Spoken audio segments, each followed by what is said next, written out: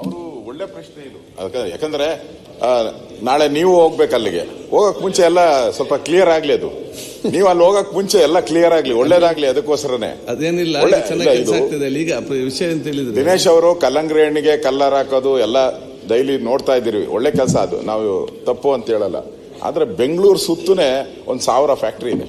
1,000 ಆಗಿದ್ದೀರಿ ಅಂದ್ರೆ ಇದ್ರದ್ದು ಏನೋ ಡ್ರಗ್ಸ್, ಡೂಪ್ಲಿಕೇಟ್ ಡ್ರಗ್ಸ್ ಮಾಫಿಯಾ ಅಲ್ಲೂ ಜನ ಇಲ್ಲ.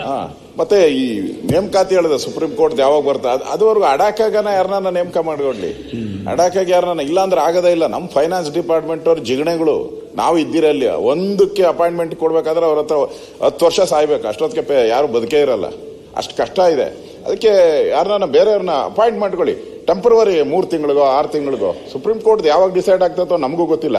ಹೇಳಿದ್ದೀರಾ ಪವರ್ಸ್ ಇರ್ತದೆ, ಎನ್ಫೋರ್ಸಿಂಗ್ ಪವರ್ಸ್ ಎಲ್ಲ ಇರೋದ್ರಿಂದ ನಾವು ಯಾರನ್ನೂ ಅಲ್ಲಿ ತಂದು ಕೂರ್ಸಕ್ಕಾಗಲ್ಲ. ಈಗ ನಮ್ಮ ಪೊಲೀಸ್ ಇನ್ಸ್ಪೆಕ್ಟರ್ಗಳ ತರ, ಎಕ್ಸೈಸ್ ಇನ್ಸ್ಪೆಕ್ಟರ್ಗಳ ತರ ಅಲ್ಲಿ ನಾವು ಕಾಂಟ್ರಾಕ್ಟ್ ಮೇಲೆ ಕೂರ್ಸ್ಕೊಳಕ್ಕಾಗಲ್ಲ. ಯಾಕಂದ್ರೆ ಅವ್ರಿಗೆ ಸಾಕಷ್ಟು ಕಾನೂನಲ್ಲಿ ಪವರ್ಸ್ ಇರೋದ್ರಿಂದ ದೇ ಬಿಕಮ್ ಅಕೌಂಟಬಲ್. ನಾಳೆ ಕೋರ್ಟ್ಗಳಿಗೆ ಹೋಗ್ಬೇಕಾಗ್ತದೆ, ಅವ್ರ ಕೇಸ್ಗಳು ಫೈಲ್ ಮಾಡಬೇಕಾಗ್ತದೆ, ಇದನ್ನ ಏನು ಸ್ಯಾಂಪಲ್ಸ್ ಕಲೆಕ್ಟ್ ಮಾಡಬೇಕು, ಟೆಸ್ಟ್ ಮಾಡಿಸ್ಬೇಕು. ಸೊ ದಿನೇಶ್ ಅದಕ್ಕೆ ನಮ್ಮ ಮಾಡಿದೀವಿ. ಆ ಪರೀಕ್ಷೆ ಪಾಸ್ ಆಗಿ ಬಂದಿರೋರ್ನೇ ನೀವು ತಗೊಳೋದು. ಪರೀಕ್ಷೆ ಪಾಸ್ ಆಗಿ ಬಂದಿರೋರೆ.